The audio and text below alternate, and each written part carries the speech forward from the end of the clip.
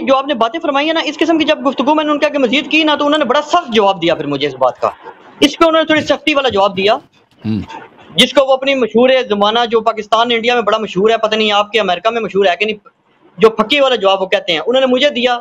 انہوں نے کہا جی مجھے شاہ جی اب یہ بتاؤ، لمبی چوڑی چھوڑو، اب وہ ویڈیو دیکھ لیجیے گا، ایگزیکٹ الفاظ تو میں نہیں بتا رہا نا، مجھے یاد نہیں رہے لیکن مفہوم بتا رہا ہوں آپ کو۔ انہوں نے کہا جی آپ مجھے بتائیں آپ نے امامت منصور من اللہ منوا لیا، اس میں سے نکالیں گے کیا؟ میں نے کہا جی قرآن، وہ کہتے ہیں چلو اس بات کو چھوڑیں، کیونکہ انہوں نے پہلے کہا نا کہ قرآن میں امامت کیوں نہیں ہے، حدیثوں پہ کیوں بھاگتے ہو آپ لوگ؟ میں نے کہا جی حدیثوں کے بھی ہم منکر تو نہیں، انہوں نے کہا میں بھی منکر نہیں ہوں، لیکن اتنے بڑے عقیدے کے لیے جب وہ بحث ہوئی میں نے آیات بتائیں، انہوں نے کہا شاہ جی چھوڑو لمبی چوڑی، آپ مجھے یہ بتاؤ آپ نے منصوص من اللہ امامت کے عقیدہ منوا کے اس میں سے نکالنا کیا ہے؟ میں نے کہا جی یہ آپ مجھے بتائیں۔ کہتے ہیں جی میں اب آپ کو پھکی دیتا ہوں، اس کا مفہوم یہ ان کی پھکی کا، وہ کہتے ہیں جی مجھے یہ بتاؤ کہ اہل سنت کے امام ہوں، ابو حنیفہ ہوں، امام مالک ہوں، شافعی ہوں، احمد بن حنبل ہوں، یا شیعہ کے منصوص من اللہ 12 امام ہوں، حضرت مولا علی علیہ السلام سے لے کے نیچے امام محمد مہدی علیہ السلام تک چلے جائیں، چلے علیہ السلام شریف قیدے کے مطابق آنے حسن عسکری علیہ السلام تک چلے جائیں، کہتے ہیں مجھے ان کا فتویٰ دکھائیں پوچھ کے کہ خون لگانا کے کیا احکامات ہیں، لیور ٹرانسپلانٹ کے کیا احکامات ہیں، خطبین پہ نماز کیسے پڑھنی ہے، مریض کے اوپر قبلے کا تعین کیسے ہوگا۔ وہ کہتے ہیں جب آپ یہ کہتے ہیں نا، وہ کہتے ہیں جناب ایران کی فتویٰ کمیٹی سے رجوع کرو، سنی کہتے ہیں جی سعودی عرب کی فتویٰ کمیٹی سے رجوع کرو، تو کہتے ہیں کہ ان دونوں کی جو امامتیں ہیں نا دونوں کی باطل ہو گئی ہیں، سنیوں کی بھی جھوٹ ہو گئی ہیں، شیعوں کی بھی جھوٹ ہو گئی ہیں، پریکٹیکلی مان چکے ہیں کہ امامت منصوص من اللہ کا اس دور میں عوامی مسائل سے، جدید دور کے مسائل سے حل کوئی نہیں۔ کہتے ہیں وہ مسائل جب انجینئر محمد علی مرزا نے بتانے ہیں، وہ مفتی تقی عثمانی نے بتانے ہیں، وہ حسن اللہ یاری نے بتانے ہیں، تو امامت منصوص من اللہ کا پریکٹیکلی کیا فائدہ؟ وہ کہتے ہیں جاؤ کے گورے کی عدالت میں پیش ہو جاؤ، وہ بار بار اس پہ زور دیتے ہیں، کہتے ہیں جاؤ کسی پڑھے لکھے غیر متعصب گورے کو ہمارے اماموں سے مسئلے نہ پوچھو، ویسے ان کی امامت کے قائل رہو، وہ کہتے ہیں گورا تمہیں جوتے مار دے گا۔ دیکھیں میرے بھائی ان کی بات بہت غلط ہے۔ اب دیکھیں نا، اگر رسول پاک صلی اللہ علیہ وسلم کسی کوئی بات کسی کے لیڈر کی ضرورت نہیں ہے تو ابو بکر کو کیوں خلیفہ بنا گیا بھائی؟ وہ کہہ دیتے ہیں امام کی ضرورت ہی نہیں ہے، سب اپنے گھر چلے جاؤ، نمازیں پڑھو، حدیث وغیرہ یاد ہے اسی پہ عمل کرو۔ ابو بکر کسی نے بولا آج تک یہ جو بات یہ کر رہے ہیں نا، یہ جو بات یہ کسی اس کا کوئی قائل ہی نہیں ہے۔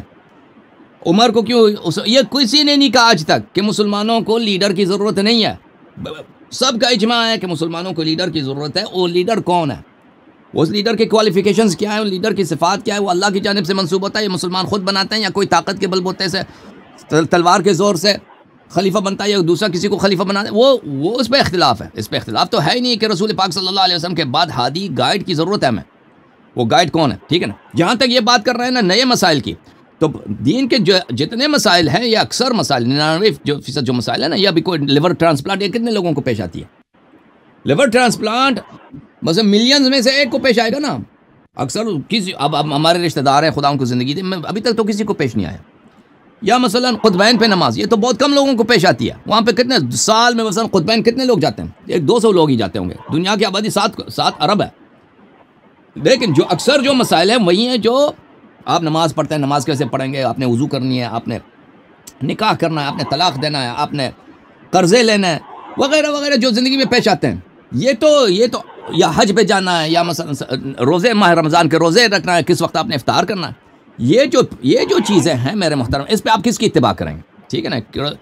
مسلمانوں میں اختلاف تو ہے، کون سا وہ سورس ہے،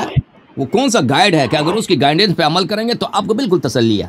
100% تسلی ہے کہ میرا عمل مقبول ہے اللہ کے نزدیک۔ بخاری مسلم ہے وہ، یا وہ ہے جس کو رسول پاک صلی اللہ علیہ وسلم نے فرمایا کہ اگر تم ان کی اتباع کرو گے میرے بعد کبھی گمراہ نہ ہو جاؤ گے، کبھی گمراہ نہ ہو جاؤ گے، ٹھیک ہے نا۔ تو لازمی بات ہے کہ وہ ہر شخص کو دیکھنا ہوگا کہ یہاں پہ رسول پاک صلی اللہ علیہ وسلم کے بعد سورس جو بالکل آپ سیٹسفائیڈ ہو جائیں، یقین پہ ہو جائیں کہ اب میں صحیح راستے پر ہوں، وہ کون سا، اس پہ عمل کرنا۔ اب ہم کوئی نہیں کہتا کہ امت کو، دیکھیں رسول پاک صلی اللہ علیہ وسلم کے زمانے میں بھی امت میں علماء تھے جن پہ رسول پاک صلی اللہ علیہ وسلم خود ان پہ اعتماد کرتے تھے احکام سکھانے کا۔ اس طرح تو نہیں ہے کہ میں سب لوگوں کو خود رسول پاک صلی اللہ علیہ وسلم سب باتیں سکھاتے تھے، اس طرح تو نہیں تھا۔ جو مدینے والے تھے ان کو خود وہ سکھاتے تھے،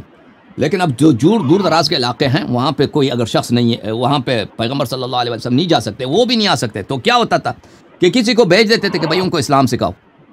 وہ شخص آتا ہے ان کو نماز روزہ وغیرہ وغیرہ وغیرہ سکھا دیتا ہے، ٹھیک ہے نا۔ اب یہ نہیں ہے کہ وہ شخص اپنے آپ سے کوئی بھی سکھا دے، ٹھیک ہے نا، کہ میرے فکر میں یہ کرو تم، وہ اس نے دیکھا ہے، وہ جو اس کو آتا ہے وہی سکھائے گا۔ وہ اپنے سے کوئی بناوٹی بات بنا دے کہ بھئی اس کو کچھ نہیں آتا، پیغمبر صلی اللہ علیہ وسلم سے نہ پوچھے، ایسے ہی بنا کے چلا جائے، یہ تو فراڈ ہے۔ تو اس زمانے میں بھی عالم کی ضرورت تھی، آج کے زمانے میں بھی عالم کی ضرورت ہے۔ عوام اس طرح نہیں ہے کہ عوام خود جا کے کتابیں مثلا کھول دیں، وہاں سے وہ نکال دیں، علماء کی ضرورت ہے۔ بات یہ ہے کہ کیا اب اس میں تقلید کی بات آ جاتی ہے، اجتہاد و تقلید کی بات آ جاتی ہے، یا صرف ہم نصوص پہ عمل کریں؟ ٹھیک ہے نا، علماء کا کیا رول کیا ہے؟ علماء صرف نصوص لوگوں تک سمجھا دیں، نصوص سمجھا دیں، ٹھیک ہے نا، اور اس کو ان کے ذاتی جو آراء ہوتے ہیں، ذاتی فتوے ہوتے ہیں، وہ حجت نہیں ہوتی۔ حجت صرف کتاب و سنت ہے۔ یا اس سے دوسرا مکتب فکر یہ ہے کہ کہتے ہیں اس میں اجتہاد ہے، وہ جو ان کی علماء کی جو رائے ہے، جو اجتہاد ہے، وہ عام آدمی کے لیے حجت ہے۔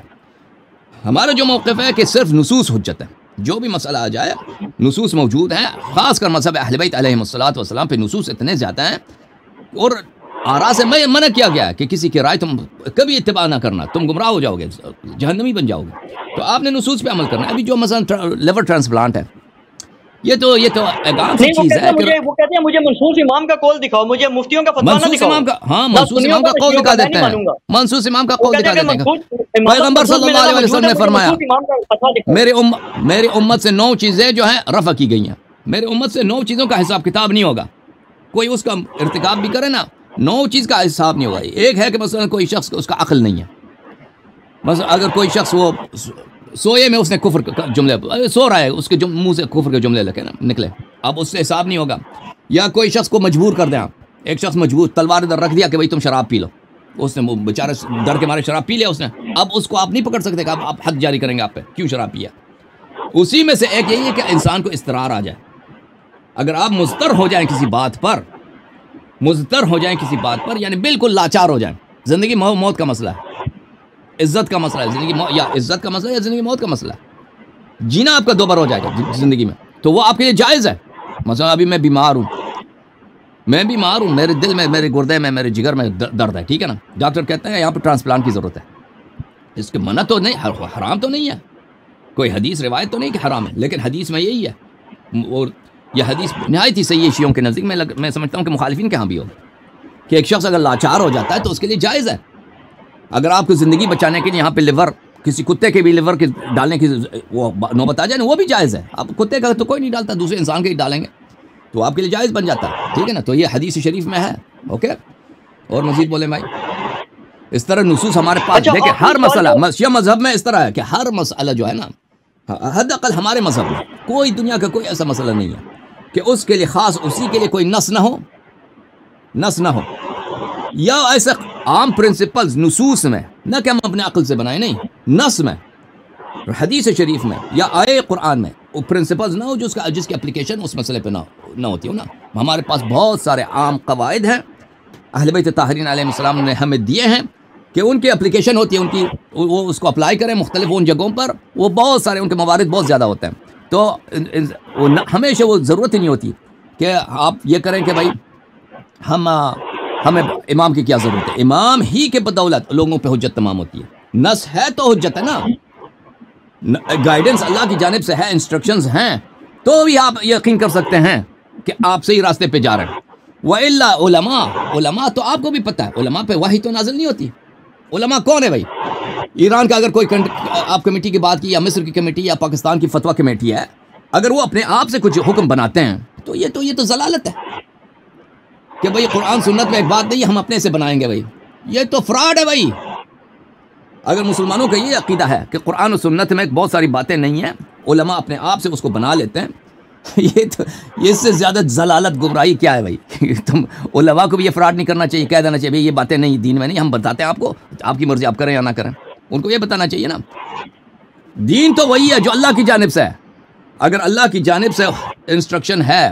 فرمان ہے، یا قرآن کی صورت میں یا حدیث کی صورت میں، تبھی آپ کہہ سکتے ہیں کہ یہ دین ہے۔ وَإِلَّا عالم، مولوی چاہے پاکستان کا ہو، مولوی چاہے انڈیا کا ہو، بنگال کا ہو، ایران کا ہو، سعودی عرب کا ہو، یا مصر کا ہو،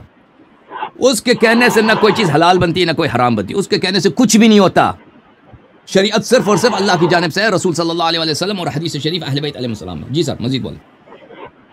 اچھا آخری سوال میں نا، میں نے بھی انجینئر صاحب کو انہی کے سٹائل میں ایک فقہ دینے کی کوشش کی نا جی۔ جی سر، میں نے انجینئر صاحب کو کہا، میں نے کہا جی آپ کے لیے بھی یہ ہے کہ آپ یہ بات بار بار کر رہے ہیں کہ جو رافضی شیعہ حضرات ہیں ہمارے دوست ہیں ان کا یہ دعویٰ بالکل باطل ہے، کیونکہ قرآن میں امامت کی آیات نہیں ہے اس طریقے سے جیسے ہونی چاہیے آپ کے بقول۔ میں نے کہا جی وہ حضرات تو یہ کہتے ہیں کہ مان لی آپ کی بات مان لی کہ جناب ہمارا چلو اس طریقے سے ایکسپلینیشن کے ساتھ نہیں ہے، تو یہ بتائیں کہ آپ کے ہاں جو خلافت کا کنسیپٹ ہے اہل سنت میں، آپ رافضی شیعہ حضرات یہ اعتراض کرتے ہیں نا، تو میں نے کہا جی ان کو بھی تو جواب دے نا۔ وہ یہ کہتے ہیں کہ جو آپ کا شورا کا کنسیپٹ ہے اس کی کوئی رتی برابر دلیل قرآن کے آیات سے دکھا دیں، تو انہوں نے آگے سے جواب دیا، کہتے ہیں جی بالکل نہیں ہے۔